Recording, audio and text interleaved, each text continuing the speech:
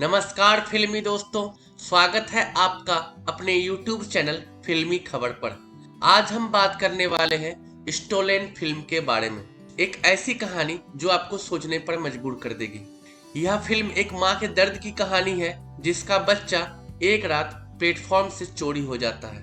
उसके बाद इस मूवी में क्या क्या होता है वो हम आपको आगे बताएंगे। इस फिल्म के डायरेक्टर करण तेजपाल हैं। इस फिल्म के लेखक करण तेजपाल, गौरव डींगरा, सप्रविल सालकर हैं। इस फिल्म के कलाकार अभिषेक बनर्जी, मिया मेजलर और शुभम वर्धन हैं। इसके अलावा और भी किरदार आपको इस फिल्म की भूमिका में दिखाई देंगे। यह मूवी 4 जून 2025 को अमेजॉन प्राइम वीडियो पर स्ट्रीम कर दी गई है। इस फिल्म को हिंदी और अंग्रेजी लैंग्वेज में आप तक पहुंचाया जाएगा। इस फिल्म का प्रोडक्शन हाउस जंगल बुक स्टूडियो और विपिन अग्निहोत्री फिल्म्स हैं। तो अब हम जानते हैं इस मूवी की स्टोरी क्या है।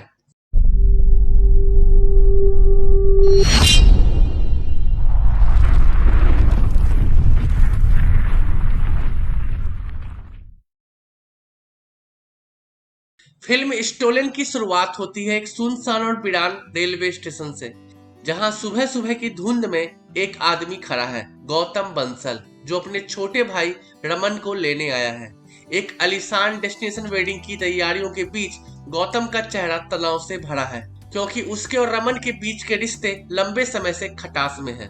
जैसे ही ट्रेन स्टेशन पर आती है, हम मिलते हैं रमन से, एक युवा जो अपने परिवार और उसकी दिखावे भरी दुनिया से काफी अलग सोच रखता है। दोनों भाइयों की मुलाकात काफी ठंड में होती है और हम महसूस करते हैं कि उनके बीच भावनात्मक दूरी बहुत गहरी है। इसी समय फिल्म का कैमरा एक तीसरे किरदार पर जाता है, झुम्पा महतो, एक आदिवासी महिला, थकी हुई, गंदे कपड़ों में स्टेशन पर सो रही थी। जैसे ही वह जागती है, उसे एहसास होता है कि उसकी नवजात बच्ची चोरी हो गई है।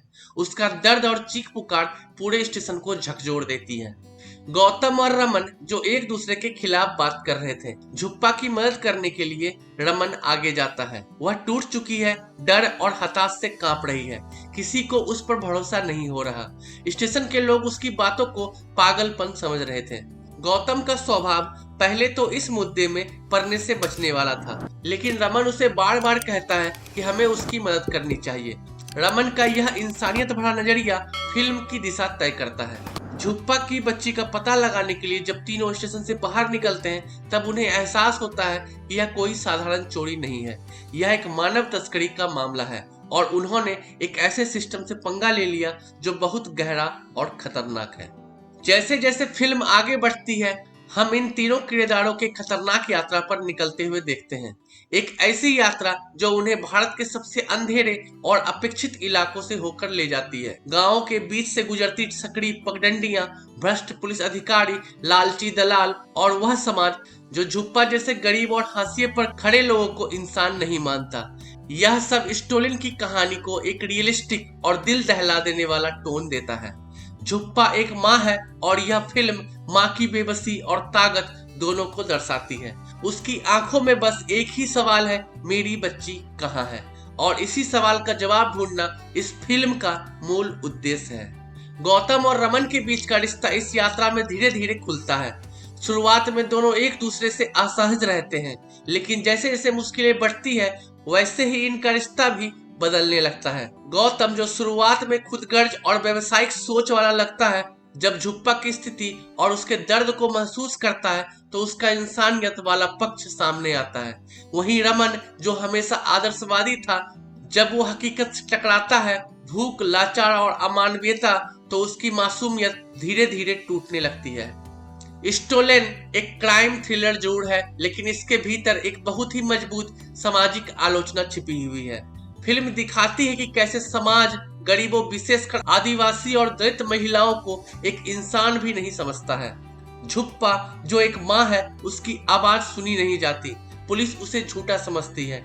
आम लोग उस पर शक करते हैं और मदद करने के बजाय उसे दुत्कारते हैं। यह समाज की वह बेरुखी है जो वर्गवाद और जातिवाद से पैदा होती है।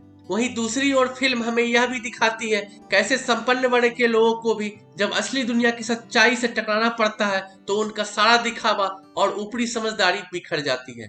फिल्म हमें एक मिड पॉइंट पर झटका देता है। तीनों जब एक सुराग के पीछे जाते हैं तो पता चलता है झुप्पा की बच्ची को एक अंतरराज्यीय मानव तस्करी गैंग ने चुराया है, जो नवजात बच्चों को अमीर लोगों तक बेच देता है, कभी गोद लेने के नाम पर तो कभी अंग व्यापार के लिए। इस खुलासे के साथ ही फिल्म में एक्शन, चेस सीक्वेंस और एक बेहद इंस्टेंट थ्रिलर की एंट्री होती है। गौतम और रमन दोनों अब सिर्फ झुप्पा की मदद नहीं कर रहे थे, बल्कि एक अपराध के खिलाफ लड़ाई लड़ रहे थे। फिल्म का क्लाइमेक्स बेहद दिल तोड़ देने वाला है, लेकिन उसमें एक खास किस्म की उम्मीद भी है। जब ये तीनों आखिरकार गैंग के ठिकाने तक पहुंचते हैं तो हालात बहुत बुरे हो जाते हैं। उनकी जान को खतरा हो जाता है, उन्हें धमकियां दी जाती हैं और उन्हें मारा पीटा भी जाता है। गौतम के भाई को गोली लग जाती है, लेकिन झुप्पा की मां की ताकत उन सब पर भारी पड़ती है। वह किसी भी कीमत पर हार मानने को तैयार नहीं है। एक बहुत ही इमोशनल और शक्तिशाली मूवमेंट में वह अपनी बच्ची को बचा लेती है, घायल हालात में लेकिन जिंदा। गौतम और रमन, जो इस सफर में सिर्फ बाहरी दर्शक थे, अब उस दर्द और सच्चाई का हिस्सा बन चुके हैं। दोनों का रिश्ता इस यात्रा में बदल चुका है। अब वो सिर्फ भाई नहीं, वो संघर्ष के साथी भी है। अब हम बात करने वाले हैं इस फिल्म के अभिनय में जान डाल देने वाले परफॉर्मेंस के बारे में। अभिषेक बनर्जी ने गौतम के किरदार में एक बेहद परफॉर्मेंस दी है। उनका ट्रांजिशन एक प्रिडिक्टेबल इंसान से एक संवेदनशील और जिम्मेदार व्यक्ति बनने तक काबिले तारीफ है। शुभम वर्धन मतलब रमन के अभिनय में युवा व्यवस्था की आइडियलिज्म और प्रैक्टिकलिटी की लड़ाई हमें साफ दिखती है। वह हमें सोचने पर मजबूर करते हैं। लेकिन फिल्म में जान है मिया मेजलर मतलब झुप्पा के किरदार में उन्होंने जो दर्द, ताकत और संघर्ष दिखाया है वह दिल तोड़ देता है। बिना ज्यादा संवादों के सिर्फ हाव भाव और आंखों से उन्होंने पूरी फिल्म को अपने कंधों पे उठाया है। फिल्म स्टोलन का बैकग्राउंड स्कोर तनाव और इमोशन दोनों को बेहतरीन तरीके से बढ़ाता है। वहीं इसकी सिनेमेटिक खासकर रेलवे स्टेशन, झोपड़पट्टियों और गांव की लोकेशन फिल्म की ग्रीड और रियलिज्म की गहराई को दिखाती है। स्टोलन सिर्फ एक क्राइम थ्रिलर नहीं है, यह एक सामाजिक दर्पण है जो हमें यह दिखाता है कि हमारे देश की नींव में कितनी असमानता, कितना अन्याय और कितना दर्द छिपा है। यह फिल्म सवाल उठाती है, क्या हम वाकई इंसान हैं? क्या हम झुप्पा जैसी माँ की चीख सुन पाते हैं, या हम भी उस व्यवस्था का हिस्सा हैं जो गरीबों की आवाज को कुचल देती है? तो दोस्तों, अगर इस फिल्म की रिव्यू आपको पसंद आई हो तो वीडियो को लाइक करें, अपने उन फिल्मी दोस्तों के साथ जरूर शेयर करें जो इस तरह की मूवी में बिलीव रखते हैं और उसे देखना पसंद करते हैं। अगर आप इस मूवी को देख लेते हैं तो आप हमें कमेंट करके जरूर बताएं कि आपको इस मूवी का कौन सा हिस्सा आपको रोने पर मजबूर कर देता है। हमें आपके कमेंट का बेसब्री से इंतजार रहेगा। और हाँ, हमारे चैनल को सब्सक्राइब करना ना भूलें ऐसे ही बेहतरीन फिल्म की रिव्यू एनालिसिस वीडियो के लिए। तो फ्रेंड्स, मिलते हैं आने वाले अगले नए वीडियो के साथ। तब तक के लिए आप रखें अपना ख्याल।